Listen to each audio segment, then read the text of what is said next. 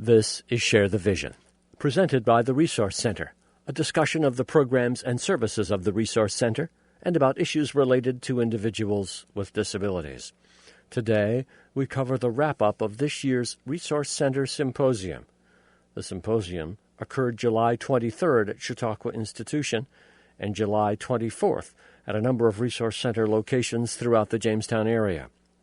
The remarks you're about to hear were spoken at the Wrap-Up Luncheon that was held at the Resource Center's administrative offices on Dunham Avenue, just outside Celeron, on the 24th. I will advise you, as you listen to the guest speakers and staff members of the Resource Center talk over the next few minutes, there may be some nomenclature, some terms, some organizations that you are not familiar with, but a theme will emerge as you listen to today's Share the Vision program. We hear first from Steve Watterson, who often joins me on these Resource Center programs. He is the Community Relations Director at the Resource Center.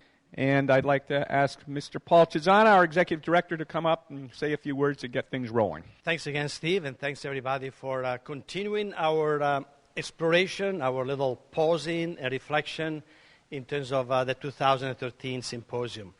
Again, this is an opportunity for many of you that have followed up with different speakers to attempt to further understand some of the issues that were presented yesterday. And again, what we attempt to do at this point is simply to allow for each of the different groups to give us a sense of some of the key insights that surfaced throughout the morning. And as we well know, the overall intent is to ensure that we incorporate some of these insights into our own planning, our own strategies, so that we can appreciate in this difficult times with so much turmoil and turbulence to still attempt to have a sense of positive direction, constructive direction, and again appreciate the tremendous opportunities that exist on behalf of the people that we support, but to also find a very operational way of making no sense with the day-to-day involvement that all of us take on every day. So with that, I think we can proceed then. And if we can just simply follow the same format of yesterday's, probably if we can ask again Jim Wilson and Joanne Bevan to give us a sense of the interesting dialogue, since I participated in that one that took place this morning. Joanne?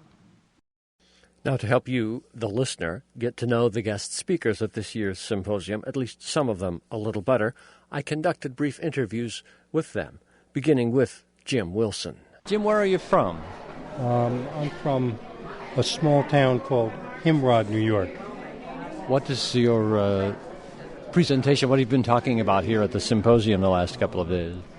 I was involved early on in the civil rights movement in Selma, Alabama, and I talked about some of those experiences. Selma, Alabama, that goes back a long way. Yeah, 1965, and I was a young college student and got involved in the civil rights movement, and then became involved working with people with disabilities.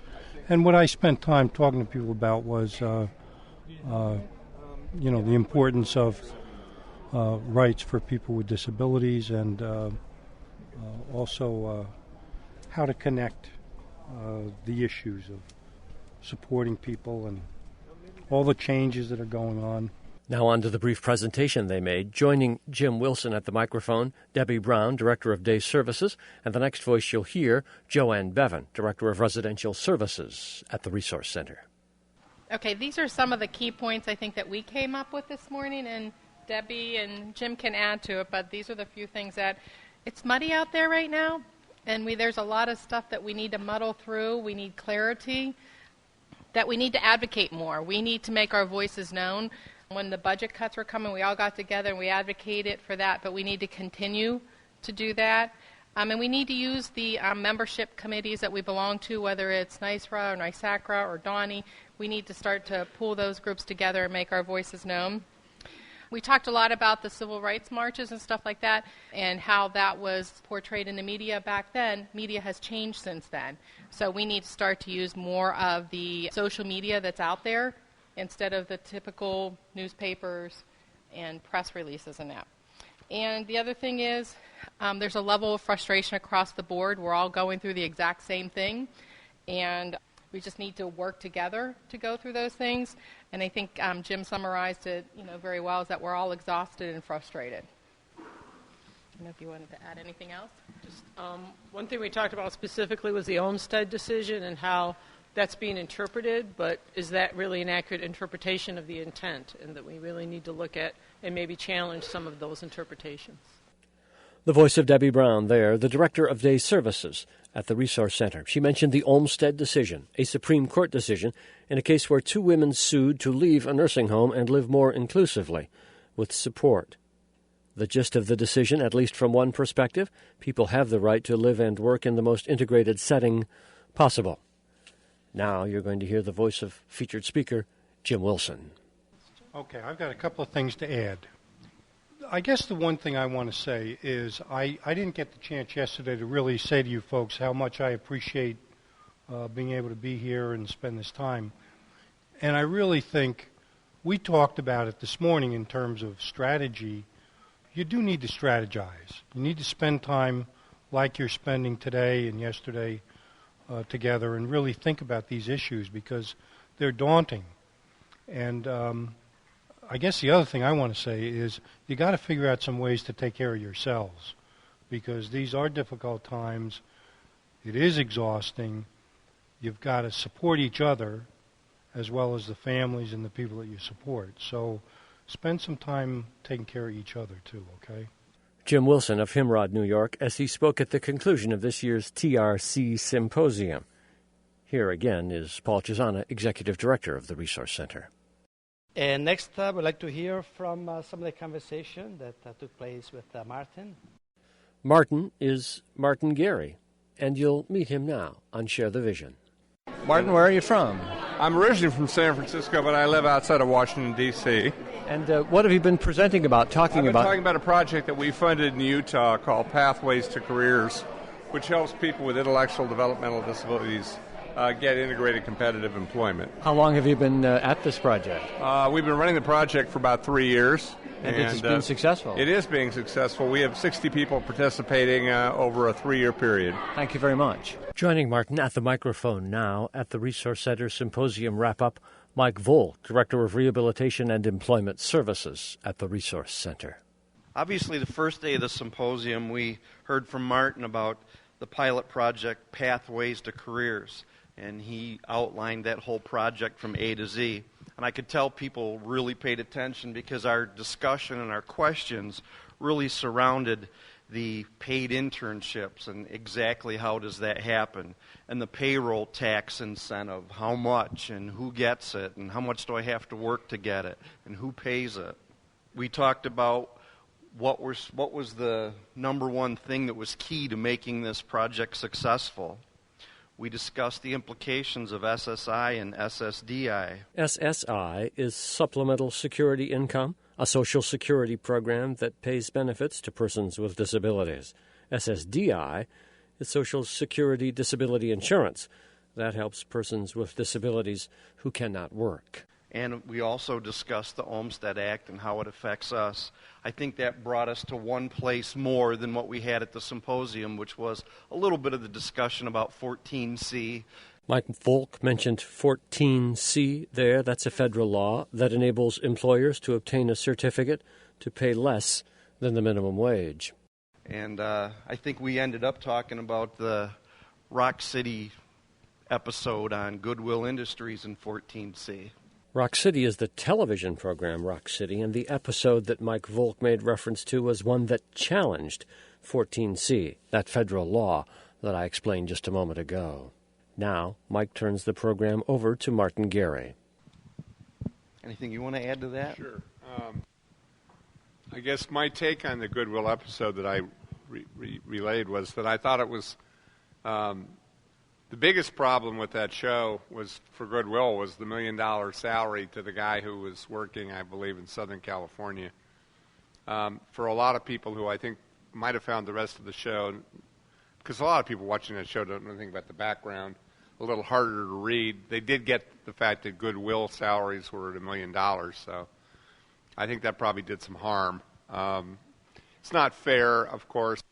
Martin Gary, one of the featured speakers during this year's Resource Center Symposium. We're covering the wrap-up today on Share the Vision, and we go again to the Executive Director at the Resource Center, Paul Chisana. Okay, next we would like to thank you again, Martin. Really appreciate it.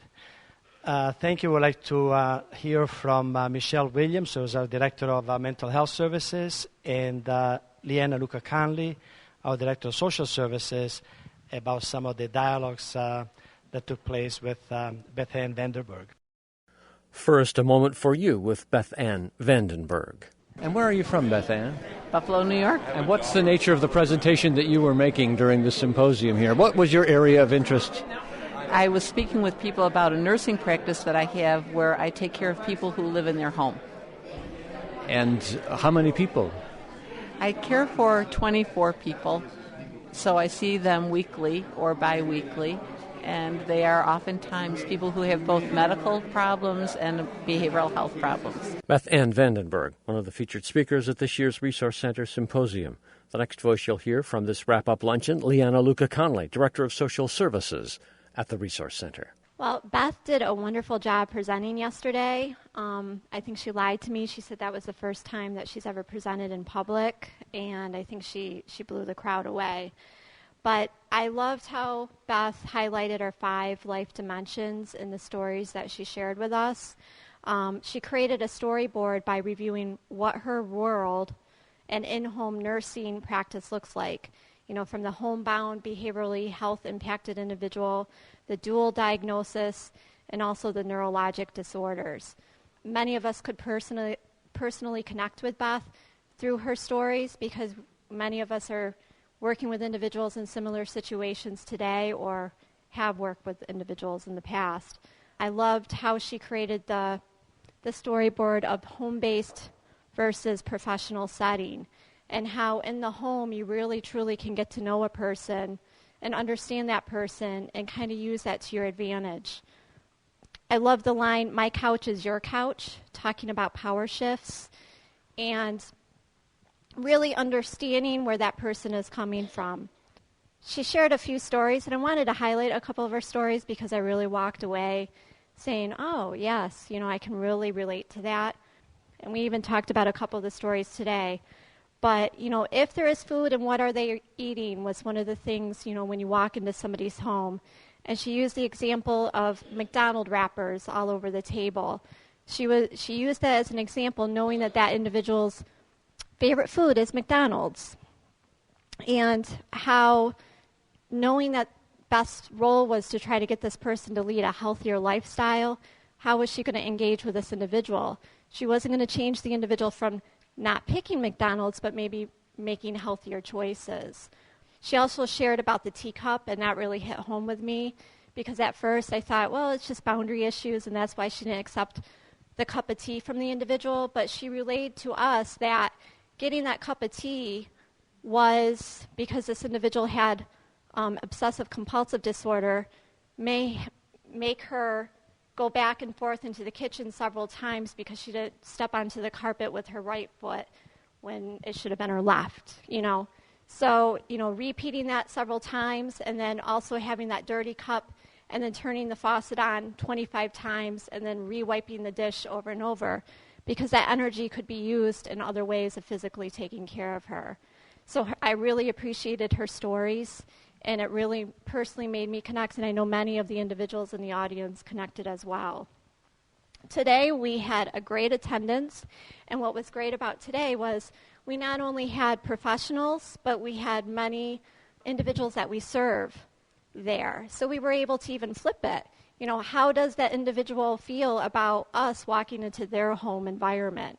And so it was interesting to hear their reaction about respect, you know, and not having somebody push their thoughts and beliefs onto us, but really helping us work through some things, meeting them where they're at.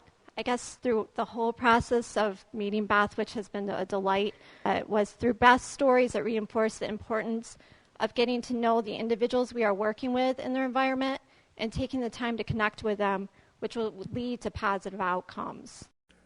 Leanna Luca-Conley, the Director of Social Services at the Resource Center. Now, here again is Beth Ann Vandenberg. Well, thank you. You've paid attention. I never know whether people are going to pay attention to me or not. I mean, that's kind of like the story of my life. Oh, here she is again. Be quiet. First of all, I really need to agree with Jim. I was so delighted to be amongst a group of such dedicated people. And your concern and your care for the people that you work with is palpable. Ruth Ann Vandenberg. Some of the comments made during the Resource Center Symposium wrap-up have been edited for purposes of time for Share the Vision today. Now again, Paul Chisana. Thank you again, Beth Ann. Really appreciate it. And finally, Ann Monroe had to go and visit with our county executive, so she had a meeting, so she could not be here. But Steve Ritzker, our Director for Diagnostic and Treatment Services, will give us a sense of what transpired in that dialogue. Ann Monroe is president of the Health Foundation for Western and Central New York. She has more than 30 years' experience in health and human services. She was a member of New York State's Medicaid redesign team and chairs the steering committee of the Western New York Community Health Planning Institute. The next voice you hear, that of Steve Ritzker, Director of Health and Diagnostic and Treatment Services at the Resource Center. We had an active discussion, also had a nice mix of folks from the OPWDD environment as well as the DOH environment. OPWDD, the Office for People with Developmental Disabilities, DOH, the Department of Health. And mental health, actually. Some folks from Catholic Charities were there. Ann yesterday talked a lot about system reform and that it's coming. And again, she stressed that we're not in Kansas anymore. And we talked a little bit about that, kind of wishing we were in Kansas, I think. But with the system change, we're going to see a lot of kind of fallout from that. She talked yesterday about coding changes and expectations that are going to be changing. So I kind of looked at it kind of as a three-tiered process that maybe we as an agency need to look at. You're going to have, of course, the overarching system change, but beneath that you'll have things that the agency has to do, that our medical practice is going to have to do, and that a lot of you are going to have to do in whatever environment you're working in to ensure that we are prepared for the change and that we respond to it effectively. And I guess the analogy I used today was so that we can land the house on the wicked witch and steal the ruby slippers. And that's really what we're hoping to be able to do. And from an agency standpoint, she stressed that the CEO and the board of directors have to be driving the change, and they have to support that change. We talked a little bit about that today and kind of developed a little bit more thought on that. And I liked a couple of the terms that she used. She talked about strategic sharpening as opposed to strategic planning. We've done a lot of strategic planning, and now she said it's time to sharpen that plan. And I kind of like that concept. We're not starting from the ground up. We've got a lot of momentum going here. We just have to sharpen kind of the direction that we're going in. She stressed that we needed to focus on caregivers, that was a good plan, looking to the future, that it's not just looking at the patients, but those caregivers such as yourselves and some of your staff who are going to really have to be educated on the new system and new structures, new expectations, so that they can ensure that not only the agency is successful, but their patients are successful patients as well. She talked about something called triggers of decline, and I thought that was kind of a neat thing that we should maybe start looking at. I think we look at it now, but those are those things that happen to an individual that we're serving that causes them to need more acute care. Falls, for instance, that was one of the triggers of decline. Somebody falls, they get in the hospital, immediately their health care starts declining. We've seen that time and time again. Again, another way to respond to the system change, reducing hospitalizations and reducing health care costs. And then stressing, again, demonstrating the deliverables, proving what we're doing. And we've been doing that for years with a scorecard and the outcomes. And if anybody thinks that's frivolous activity, think again, because this is really the direction it's been going in. Paul's been behind that for many, many years. And, I think that demonstrates that agency commitment to the change, and that our administration certainly has been driving a lot of that change. And we don't want to resist that. because I do think that we're heading in the right direction here. From our practice standpoint, she taught us that we have to improve access to the patients. And I think the community in general is going to have to improve access because it's really difficult to find healthcare providers, whether it be medical or dental or whatever. One of the ways that she suggested we do that, of course, look at extended hours, which we have been doing. We have to look at the scope of practice and who's doing what within our practice to make sure that we are maximizing our resources and not wasting resources. And the other thing she talked about with regard to the scope of practice, because we're locked in a lot of times to regulatory requirements, we all are, and she is hopeful that, for instance, the Department of Health and the State Education Department will get together and change some of the restrictions that perhaps nurses have on their licenses or physician assistants to open up the scope and allow them to practice a little more broadly so that we can, again, engage more patients and increase access in an era where physicians are really very, very scarce. So I thought that was an interesting perspective as well. And then patient behavior is another thing that's going to have to change. And because of the folks that we typically work with, we're going to have to help them along in changing their behavior. And she called it activated patients. And I like that term. She had all the buzzwords. I love these things, so I wrote them all down. An activated patient is really an educated patient. It's somebody who's engaged in their care. Steve Risker of the Resource Center, Director of Health and Diagnostic and Treatment Services, talking about the work, the things they accomplished with Anne Monroe, one of the featured speakers at this year's symposium when they met in a small group. Now again, Paul Chisana. At this point, do you need to add anything else, Michelle? Sure. Michelle is Michelle Williams, Director of Mental Health Services at the Resource Center. She's about to talk about Adele Gorges, one of the other featured speakers at this year's Resource Center Symposium. Adele was not able to be at the luncheon we're covering today on this program, but Michelle did want to address some of the things that she looked at in her conversations. Adele couldn't be here today, but I thought it was important that she had so much information, and one of the things I said to her was that please try to summarize it because it was really factual and there was just a lot there, and I think it was kind of a struggle, but the point was it really hit home. Everything in mental health is changing. The behavioral health organizations that have been appointed across the state are really working diligently on cutting back unnecessary hospital admissions. We work closely with them. We are involved. They have every discharge from a hospital in mind, and they call our clinics to make sure we have an appointment with the clients within 5 days. She talked a lot about the health home. But on page 8 of her slides was the most important. Why are we doing all of these changes? New York State Medicaid program serves almost 5 billion beneficiaries at a cost of over $50 billion annually. 20% of Medicaid beneficiaries, about 1 million of them, account for 75% of the program's expenditures, or about $31.1 billion. 20% costing $31.1 billion, our taxpayer dollars. Approximately $800 million is spent in a given year on avoidable Medicaid hospital readmissions. 70% of these admissions involve beneficiaries with mental health, substance use disorders, and major medical conditions. So as she said, times are changing. We're really taking a look at this. It's accountable care across the board. The Resource Center is well positioned to look at being a partner to the HARP that she talked about, health and recovery plans, but also with our integration of mental health and primary care.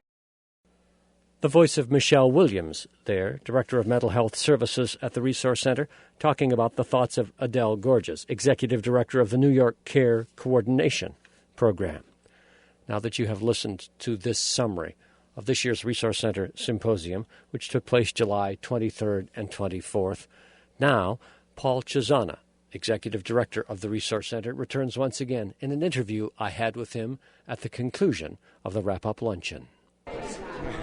Paul Chisana, how many years now has the Resource Center been doing a symposium? This is the 4th annual TSC Symposium, as she talked about.